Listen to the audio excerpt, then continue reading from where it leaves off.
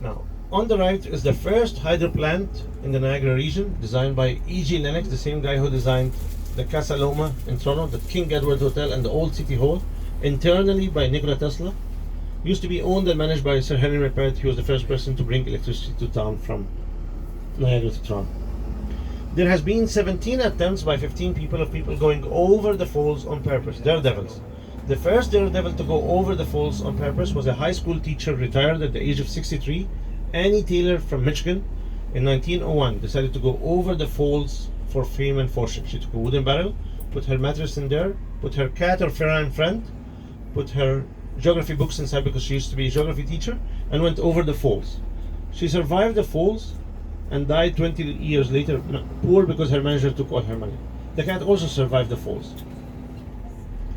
Now, she was all battered up because of the fall. She was all scratched because of the cat.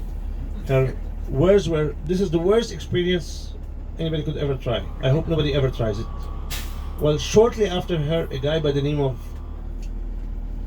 Charles Stevens from England, he used to be a daredevil in England. He used to be a hairstylist and throw scissors and knives in his salon. Heard about what happened with Annie Taylor and decided that he doesn't want his barrel to roll around. So what he did is he filled it with steel, which was fine, up until it smashed at the bottom of the falls. And all that was found from Charles was his arm. They got to know it because of the tattoos on it. Now, if going over the falls was on your bucket list for today, please try not to do it on my shift. If you must do it, this is where you get pushed in. Now, there's a $10,000 fine for stunting on both sides of the border if you survive. If you plan to go over the falls and you plan to survive, my advice, try and fall on the Canadian side. That way with the exchange rate, you're saving $3,500. You're getting a discount. From the 17 attempts by 15 people, so 2 people went twice, the second time they took their significant other with them, 5 people died or met their maker. The last 2 to die, one in 1990 using a kayak or a canoe, a boat, the other one in 1996 using a jet ski. So if your bucket list says kayak, canoe, jet ski, cross it off. It doesn't work. Someone else tried it. The first person to make money going over the falls was a French Canadian by the name of Jean Le Sueur. In 1928, Jean went over the falls in a rubber tube filled with air. He survived the falls with a broken knee and a broken jaw and started selling parts of the rubber to tourists. When he ran out of the original rubber, he used to go to the junkyard and buy fake rubber and sell it as the real stuff.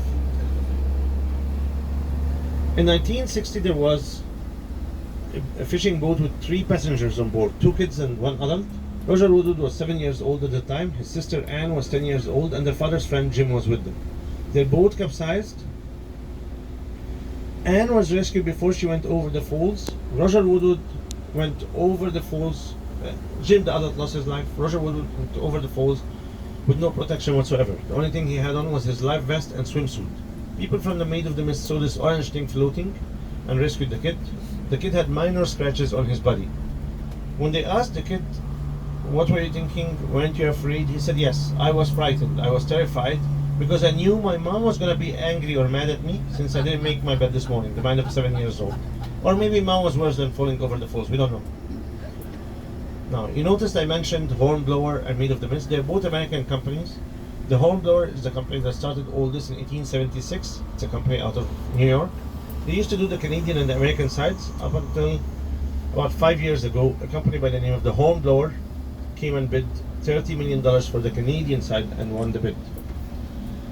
The Hornblower is a company out of San Francisco. They're the same guys who do the Hoover Dam and the Statue of Liberty and Ellis Island in New York.